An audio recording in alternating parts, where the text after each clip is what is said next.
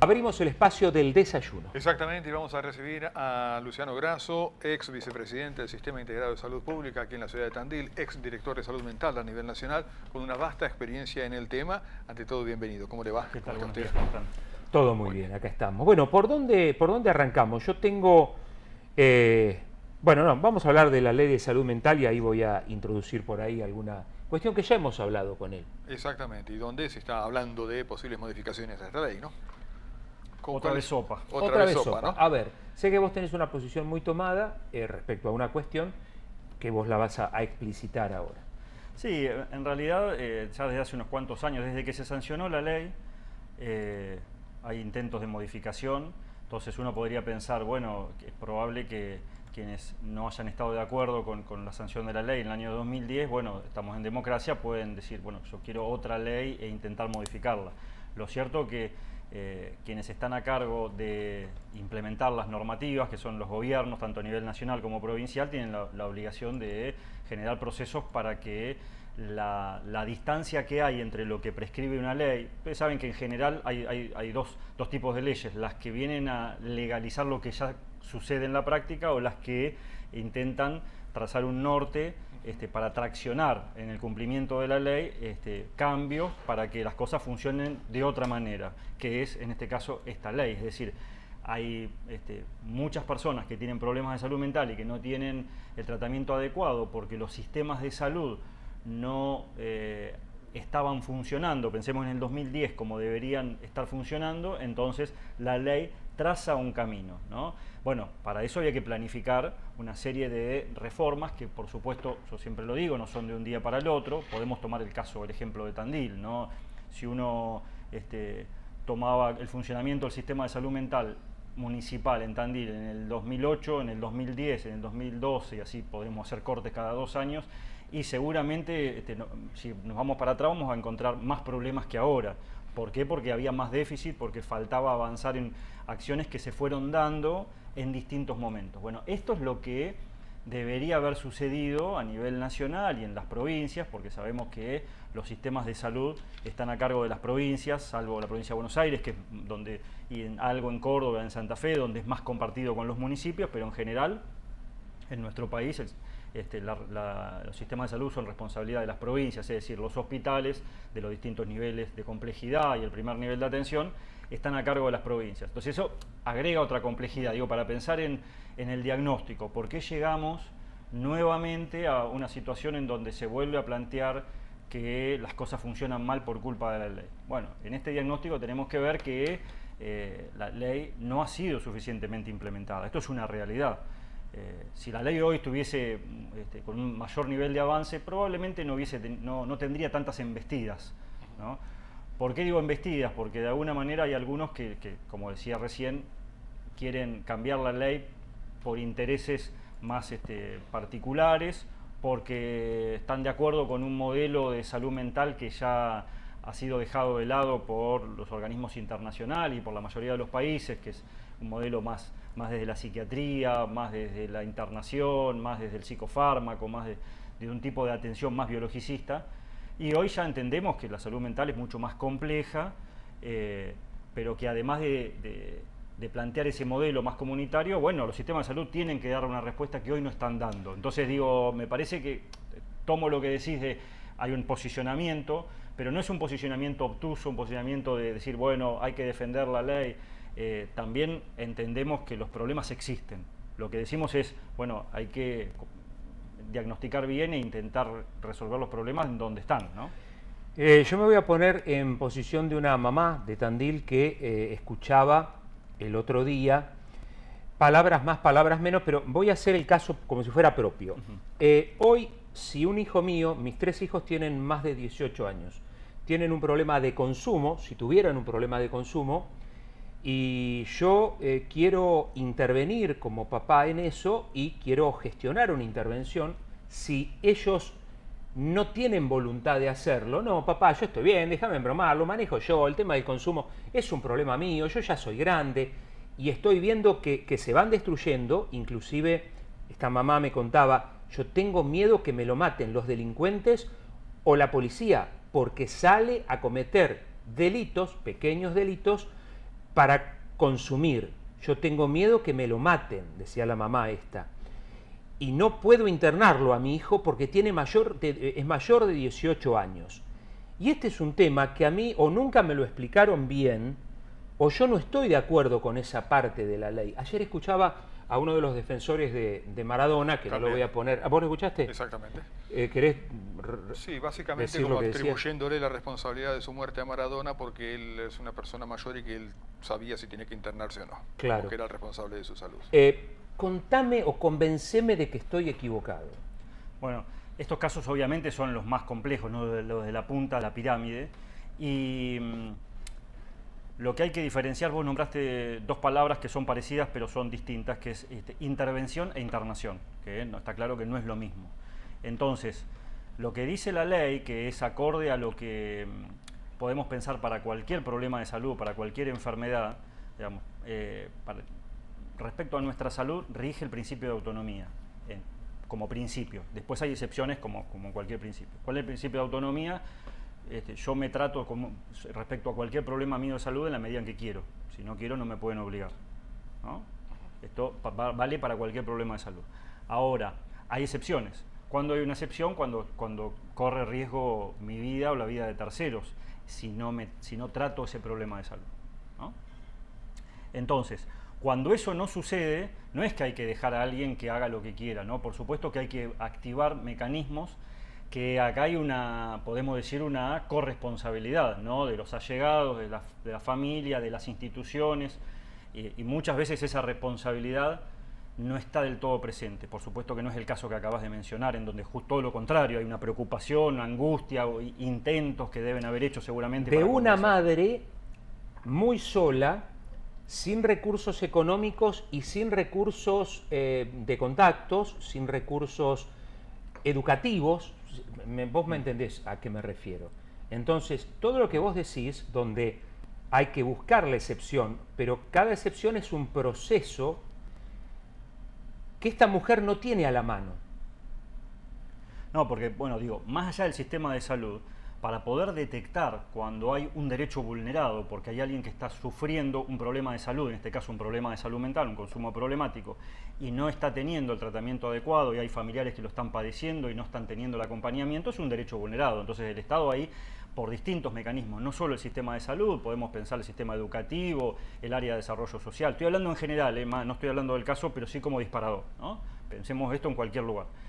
El Estado de alguna manera tiene que acercarse, ¿para qué? Para explicar, para asesorar, para acompañar, para guiar, para hacer...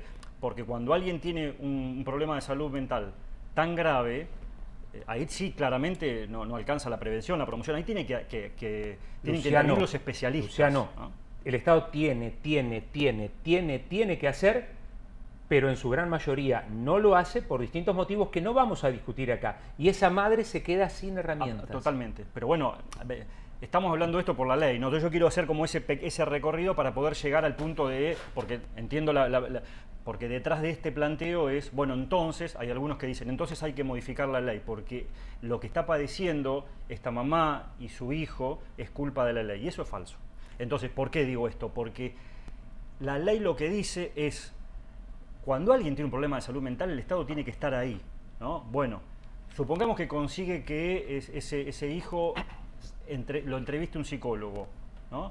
Y ahí puede darse esta conversación que vos decís, bueno, yo no quiero tratarme, ¿no? Y lo que está viendo la mamá, la familia, los amigos o el propio sistema de salud es que, tomemos este caso, suponiendo que, como dice la madre, está teniendo un consumo en donde no puede parar, en donde está poniendo en riesgo, en donde puede tener alguna actitud vinculada con algunos actores del ámbito delictivo. No, ¿no? es que hay muchísimos chicos que consumen en Tandil, no hablemos de afuera, hablemos de Tandil, que están relacionados con delitos, en principio pequeños delitos, luego van creciendo para conseguir la droga. Bueno, ahora yo te hago una pregunta a vos. En este escenario hipotético, estamos hablando de un pibe que por su adicción se puso y se podría pronto poner en riesgo su vida, ¿no? Y la de terceros, por producto de su consumo. Correcto. Eso es un criterio de internación, según la ley de salud mental actual. Está contemplado en la ley.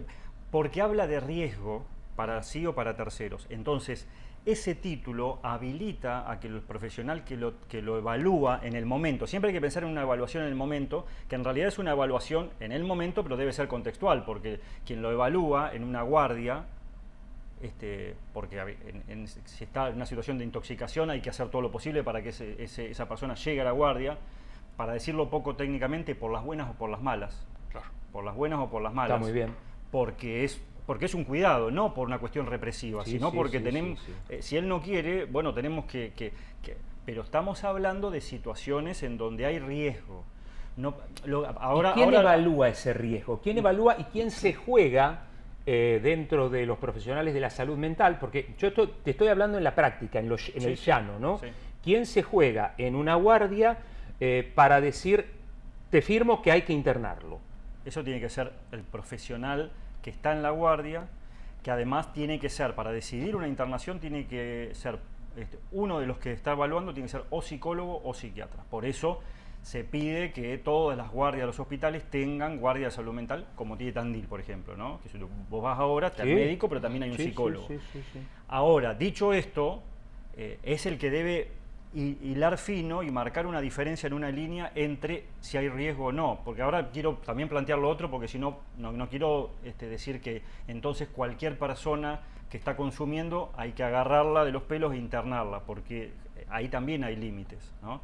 Ahora, si realmente es alguien que tiene un consumo esporádico de marihuana, y en realidad es un consumo problemático, sí, bueno, la realidad es necesita otra. Un tratamiento, pero no lo podemos obligar. La realidad es otra. En esta otra realidad, si se dan estas condiciones, hoy alguien que está en la guardia debería decidir la internación, y entonces estamos hablando de una internación involuntaria. No, está bueno eso que me decís. Yo la verdad no lo tenía presente eso. Cuando charlemos con esta madre, hablo de esta madre porque es un ejemplo de muchos casos, ¿no? Recuerdo porque estuve hablando con esta mamá, entonces, bueno, mi siguiente pregunta a la mamá sería, bueno, señora, ¿en algún momento pudo llevarlo a la guardia cuando ha estado con problemas, digamos, manifestando problemas? Digo, sería una manera de poder encaminar y ayudar a esa persona. Sí, dicho esto, también podemos decir, porque pasa muchas veces, que una cosa es que la madre o el padre o el familiar crea que no tenga dudas de que es una situación la de su hijo para una internación, claro, y luego de la evaluación los profesionales consideran que no, que es grave, pero no es para internación, y le ofrecen alguna alternativa. Porque ahí además no hay lugares para la internación. Bueno, ese es otro problema. Faltan lugares para Ese internación. Entonces, ¿quién se va a jugar a firmarle internación cuando sabe que no hay lugares? Esto de alguna manera tiene que ver con lo que planteaba al principio Grasso, en el sentido de que, bueno, falta instrumentar muchas cosas de esta ley. Claro, es que los problemas justamente están en la práctica, están en que, pensemos de vuelta, salgamos de Tandil, ¿no? Esa madre va a la guardia de un hospital y le dicen acá no tenemos psicólogo. O supongamos sí, pero no están formados. Entonces esa diferencia que les acabo de decir, o están formados pero no tienen el suficiente conocimiento de la ley, entonces creen, como realmente pasa hoy... Como lo creía yo. Sí, o no, sí. Pero vos sos periodista, peor aún es un psiquiatra que está en una guardia y que dice, no, yo no la puedo, como le pasó a la mamá de Chano. Claro, yo no lo puedo internar porque exactamente. su hijo no quiere y la ley me lo prohíbe. Bueno, la mamá de Chano es un ejemplo de eso, y evidentemente se encontró con un profesional que no estaba formado en el tema. Exacto. O supongamos, le dice, sí, está bien, tiene criterio de internación, va a ser una internación involuntaria porque su hijo no quiere, pero no tengo lugar donde... Fíjense todos los problemas reales, por eso estamos discutiendo artículos de la ley, y esos son los problemas reales. Entonces, sin ser un especialista en salud mental y un especialista en derecho administrativo, con este análisis que acabamos de hacer debemos entender que el problema no está en la letra de la ley, sino en que hay que crear todo eso que acabamos de decir que no está funcionando, ¿no? Está claro. Ahora, podríamos pensar en que quizás haya algún artículo que pueda mejorar esto. Puede ser, lo que entendemos es que en realidad podemos pensarlo al revés. No hay ningún artículo, y esto sí puede ser terreno de discusión, y lo podemos dar, no hay ningún artículo de la ley hoy que impida que aquello que hay que hacer y que no está sucediendo se haga. No hay nada de la ley que trabe lo que habría que hacer. Lo que acabamos de decir, capacitar a profesionales, contratar especialistas en las guardias, crear más camas para las internaciones. Eso es decisión política. Muy bien, estamos conversando con Luciano Grasso. Bueno, sabemos que se tiene que ir en algunos minutos nada más. No le vamos a robar mucho tiempo más. Hoy Luciano Grasso no está, digamos, dentro de la administración de la función pública, pero sí está en la docencia y está trabajando en la Organización Panamericana de la Salud. En docencia hay novedades muy importantes con la Facultad de Ciencias Médicas. Sí, antes de ayer, en el Consejo Académico de la Facultad de Ciencias de la Salud, de Olavarría, se aprobó el primer posgrado de la Facultad de Ciencias de la Salud, que es una maestría en políticas públicas en salud mental, que me va a tocar el honor de dirigir, porque digo, está iniciando un camino de acreditación que, como saben, una maestría tiene que pasar luego por la CONEAU, por la Comisión Nacional de Evaluación de Carreras, y bueno, eso es un camino largo, pero bueno, iniciamos un proceso del que realmente estamos muy orgullosos, porque bueno, es un posgrado, una maestría que intenta, bueno, tiene bastante que ver con lo que veníamos hablando, ¿no? Suplir un déficit que, como decíamos recién con Rodolfo, no se da solo en gestión en salud mental, sino en salud en general y en muchas áreas, que es en general los gestores, los funcionarios, pensemos en los tres niveles, ¿no? Municipal, provincial o nacional. Cuando nos toca gestionar, tenemos una formación, sea desde el punto de vista académico o de expertise, vinculado más con la profesión propia, pero con un déficit de competencias en el diseño de una política pública. Entonces nos encontramos con que a veces, bueno, se hace lo que se puede, se gestiona en función de algo que forma parte de la agenda pública por una noticia mediática o porque me gusta trabajar sobre tal tema, y no hay una mirada de análisis situacional, de estudio de datos epidemiológicos, análisis presupuestario, es decir, una serie de competencias que un gestor tiene que tener en un área que además, como decimos, es compleja, un área que esté donde esté uno gestionando, tiene que generar procesos de reforma complejos y profundos, y que entonces, y además sabemos que hoy en nuestro país las gestiones son cortas, ¿no? Porque es una silla caliente, entonces con más razón es necesario que desde el primer día quien se sienta en esa silla de director o directora de salud mental tenga competencias en diseño de políticas públicas. Ese va a ser el fuerte de la maestría, así que bueno, tiene docentes a nivel nacional e internacional, estamos muy contentos, es un camino largo, pero lo iniciamos y estamos muy satisfechos. El primer posgrado, la primera maestría de esta facultad. Las dos cosas, exacto. Ahora pronto se va a tratar otro posgrado, que es una especialización en pediatría, en donde está interviniendo el Hospital de Vilio Blanco Villegas, el Sistema Integrado de Salud Pública, también en conjunto con la facultad, así que ese va a ser también otro que van a ir medio paralelo. Es una especialización y la otra es una maestría. Son las dos primeras de la facultad, así es. Bien, bueno. Te liberamos por el tiempo, agradeciéndote, y te vamos a volver a molestar. Yo te agradezco porque hoy aprendí algo, digamos, creo que esto es una humilde opinión de un lego en la materia, pero que debería ser mucho más fácil para, no sé, un padre, una madre, un amigo de alguien que la está pasando mal. Creo que debería ser más fácil, pero hay herramientas. Falta quizá, digamos, que ese proceso sea más ágil. Pero bueno, sí, no es un solo problema. Y docencia por parte del sistema de salud, ¿no? Con las familias. Hay que tener empatía y explicar y acercarse, y que eso falta y es muy importante. Muchísimas gracias, Luciano Grasso, muy amable. Gracias. Luciano Grasso, charlando con nosotros. Che, qué importante esto de la maestría que se viene, ¿eh? Exactamente, la primera maestría de la Facultad de Ciencias de la Salud de Olavarría.